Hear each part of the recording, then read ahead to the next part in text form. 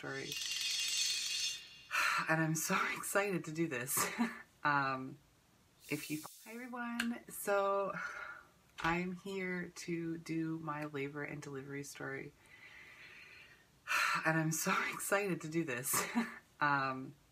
If you follow me on Facebook, you know that I already had my little girl, and it's been kind of crazy. And it was interesting. So let's get right into it. So on August 1st, I was experiencing some big time pelvis shooting pain. I think I might have even talked about it on my 40-week update, that I was just getting these sharp pains. Didn't know what they were from, so I called triage, told them that, you know, I can't relieve it at home. I just want to make sure everything's fine with baby girl or whatever. So came in, got monitored, got an ultrasound to see how baby girl was doing, and she was perfect. Her heart rate was like between 170 and 180, and she was doing really well. And she just, the lady that had, the doctor that checked me told me she's just really low. So that's probably why you're experiencing it. So, okay, fine. She did check me, and I was still 3.5 centimeters and 70% effaced.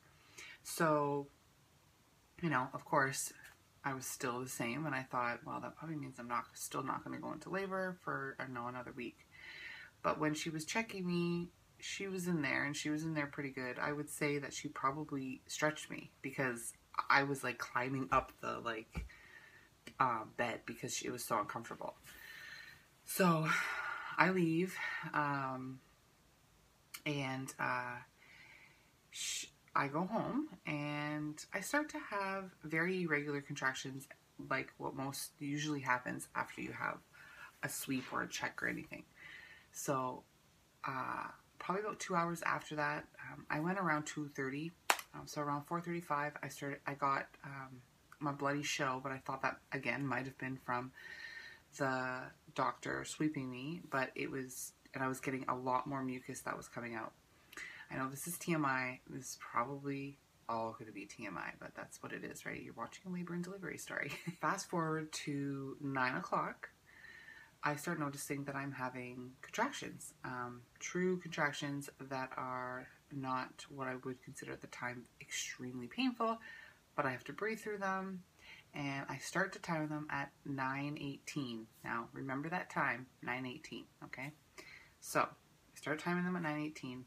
They are 5 minutes to 5.5 minutes apart. They're lasting about 50 seconds to a minute, and they're getting more intense.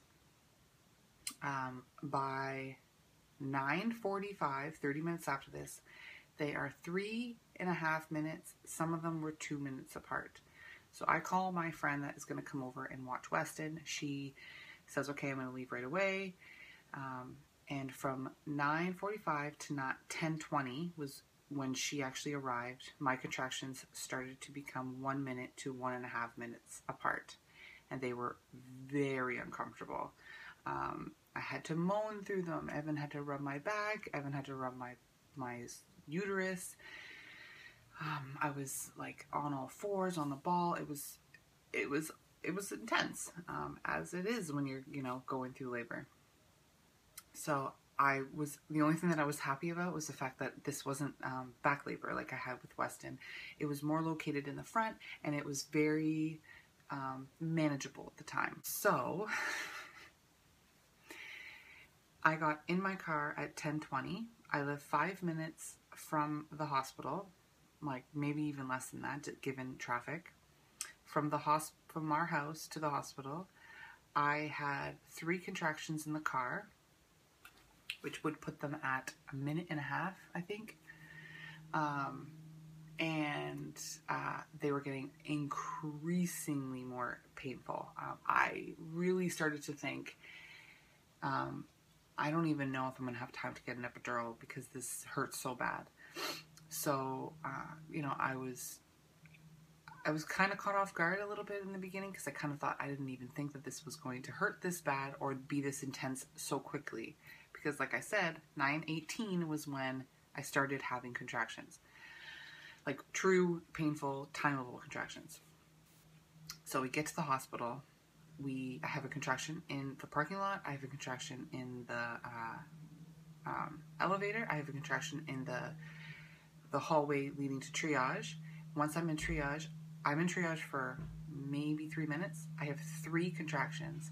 She checks me. I'm a 6, maybe a 7. Now, if you guys have had babies, if you've read anything about labor, you know that between 7 and 8, or 7, once you hit 7 centimeters, you're going to enter transition, which is the toughest point in labor, because different muscles start to work. It's more of like we're getting this baby out. You start feeling different things in your body. You might feel like you're going to throw up and all this kind of stuff.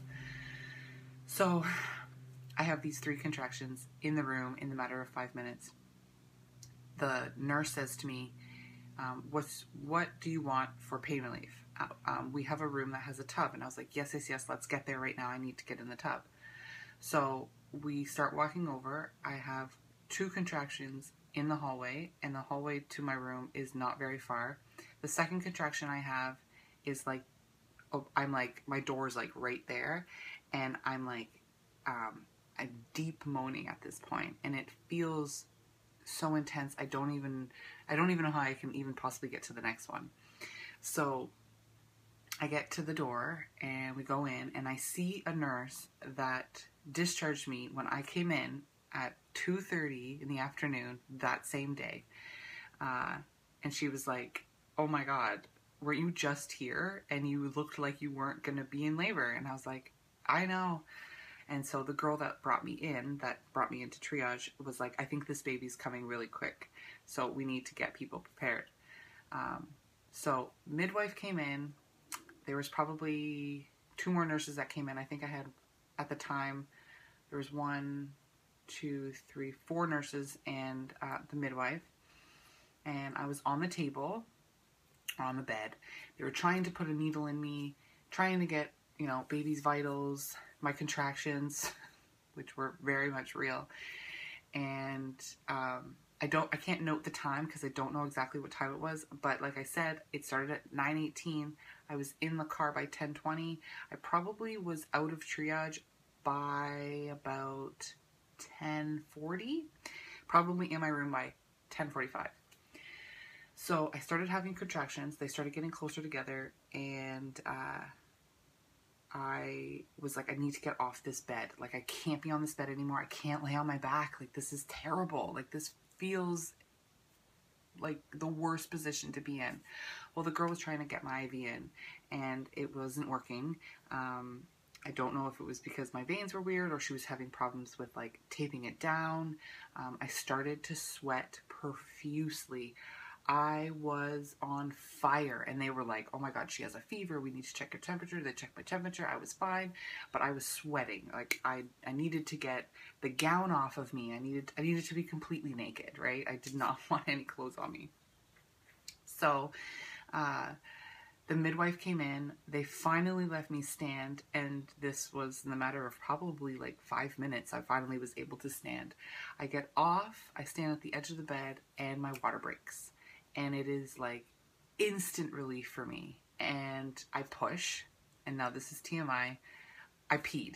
I knew that I was peeing because it felt more different than the actual contractions or the water breaking. And it was just coming out, and I was pushing at the same time. I was like, oh my God, my water is breaking.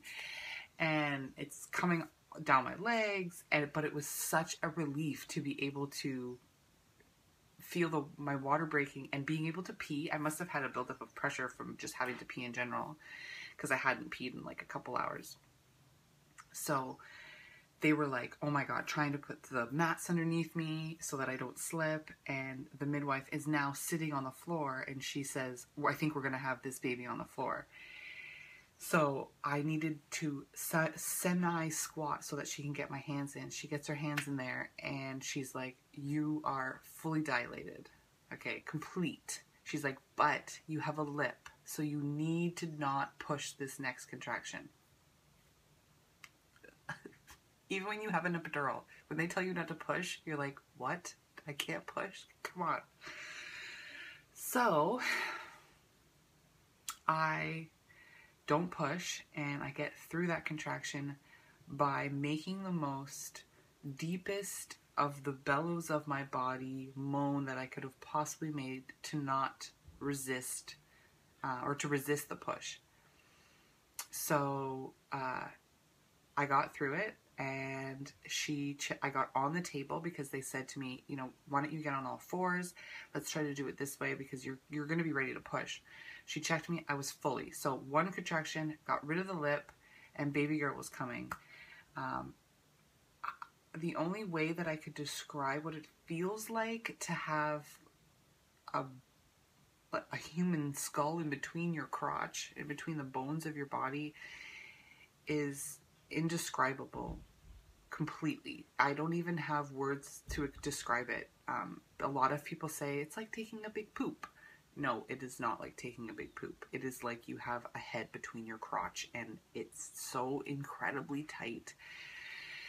And I was thinking in my head while I was going through this that I hope she doesn't have a head like Weston. Please don't have a head like Weston. Like, I just kept thinking, because he had a big head, and it was very difficult to get him out.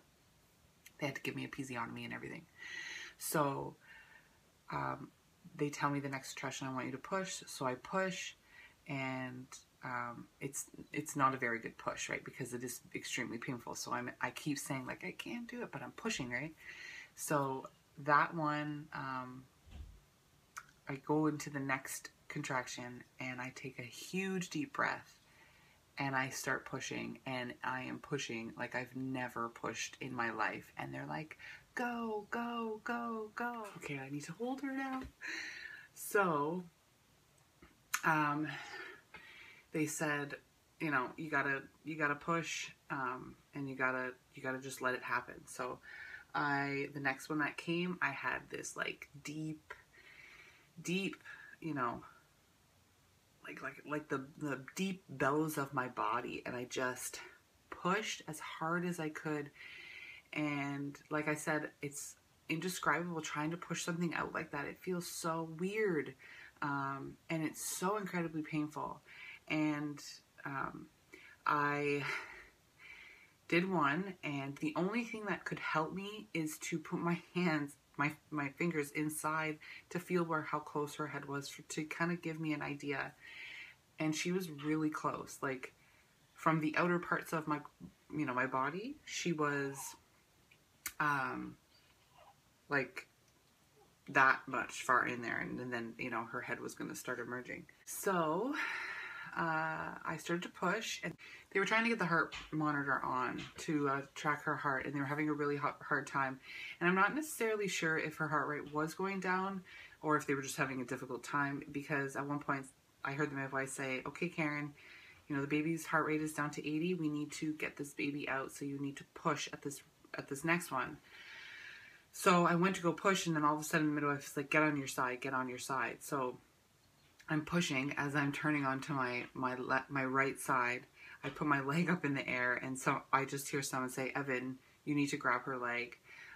He grabs my leg, and I start pushing, and it was so intense. That feeling when they're crowning is,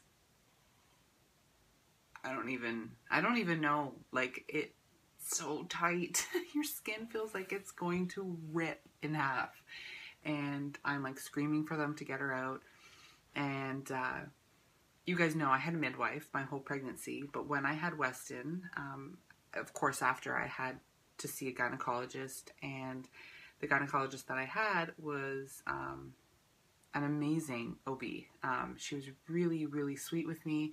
When I got pregnant and had the miscarriage, she was the one that I saw, and she was very sweet with me.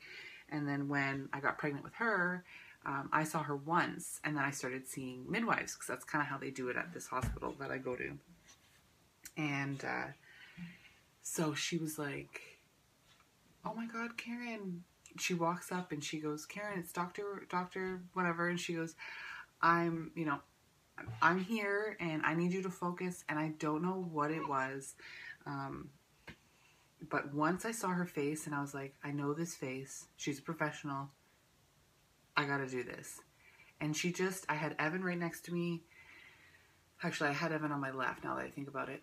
And her right next on my right, and she just got in my face and she was like, now push really hard. And I just looked at her and I blew out. And I remember seeing her hair blow in me because I was blowing her face. And I pushed, and all of a sudden I felt like it getting tighter and tighter and tighter, and like my skin felt like it was going to rip. And then the midwife stuck her finger in my butt. I do not know what the maneuver is called, but she told me afterwards that to save yourself from having to get an episiotomy or tearing, sometimes they will do this maneuver.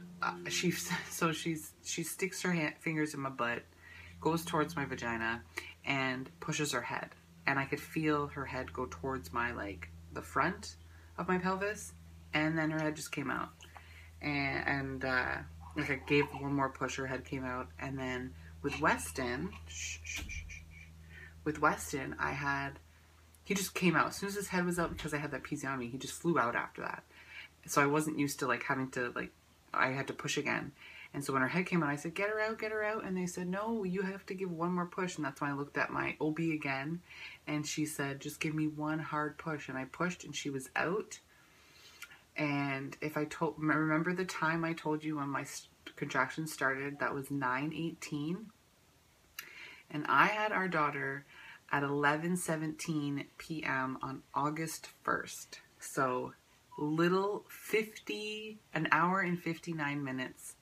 And she was here from first contraction to delivery.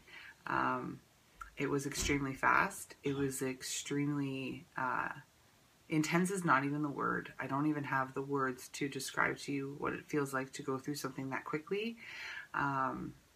It is now August 4th when I'm filming this. And I am still on cloud 9. When we got home on August 2nd, I was discharged less than 24 hours after she was delivered because I had no tears. I had what she calls a hairline laceration. She goes, it's as if when you scrape your knee. She's like, there's no blood, there's nothing like that, and I'm not gonna try to repair it. It'll repair on its own.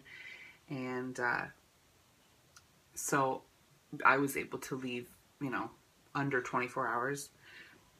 She was obviously great, perfect. She came out, cried right away. Sorry, she cried right away. And she was so tiny.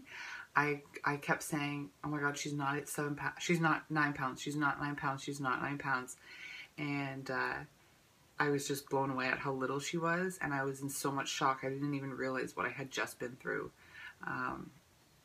It was extremely, I don't even know, to be totally honest with you. I don't really even have words to describe what it feels like to go through something that quickly. When we got home on the 2nd, the only words that I could describe was that it was extremely traumatic. But I didn't have any complications. So to even use that word is even kind of weird to me, because going through labor and delivery, epidural, no epidural, however you do it, C-section is a traumatic thing to happen to your body regardless. And we all deal with pain differently. We all deal with that emotion differently. And I cried with Weston's delivery after for many, many reasons. One of them being that I did get an epidural, but later I, didn't care. That it was 22 hours long and my body was just completely exhausted, and all the little things that happened in that delivery. And this one, I didn't have the, oh my God, she's here. I didn't cry when she came out because I was so like, holy shit, I just gave birth in less than 2 hours. And I was begging for the epidural, and I knew I couldn't get it. I knew it was going too fast. I had progressed from a 6 to a 10 in 10 minutes, not even. So, it was amazing. Going through that birthing experience was so crazy that I said, my first was 22 hours with an epidural, and my second was 2 hours with no epidural, and they both have such a unique, different story, and you know, that's all that I need. She's absolutely perfect. She weighed in at 7 pounds and 14 ounces, so she's a lot smaller than her brother. Weston was 9 pounds 8 ounces. She was 21.5 inches long, and Weston was 21.25 inches long, so she's a little bit longer than him. So she is pretty like thin and long.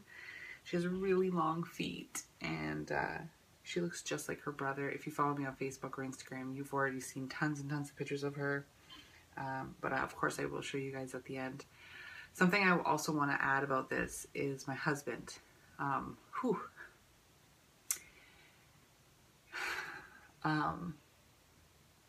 The week before, I had watched a video of a girl talking about 10 ways to have a natural labor and delivery. And one of the things she talked about was breathing techniques and different things that your coach or your spouse or whoever's going to be helping you could help you throughout your labor and delivery. And Evan surpassed that. I love him so much more now. I can only imagine how traumatic it was for him to see me in so much pain, to be going through those contractions and, you know, seeing things that he probably hasn't seen me do before, ways that I acted, you know, just going through it all. I don't know how I would have been in that situation. He was extremely calm. He was extremely centered in, like, it sounds stupid, but like his aura, like he just kept me, when I wasn't in a contraction, which was always very short, it was maybe 60 seconds towards the end,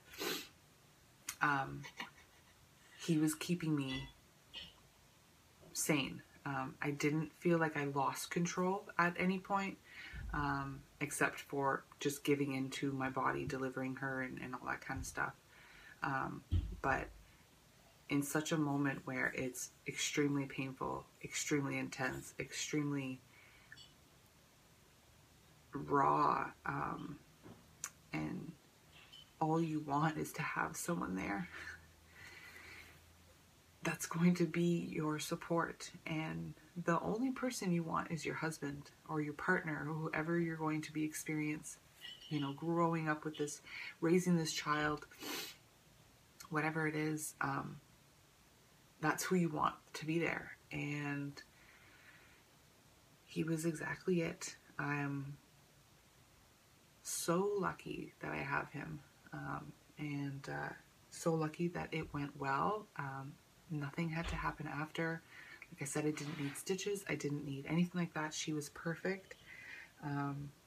Hearing test, eye test, oxygen test, all that stuff. Everything came back perfect. And she is doing fabulous. In terms of just what's been going on right now, she is nursing very well. You know, sleeping is just what any newborn sleeps. They sleep a lot.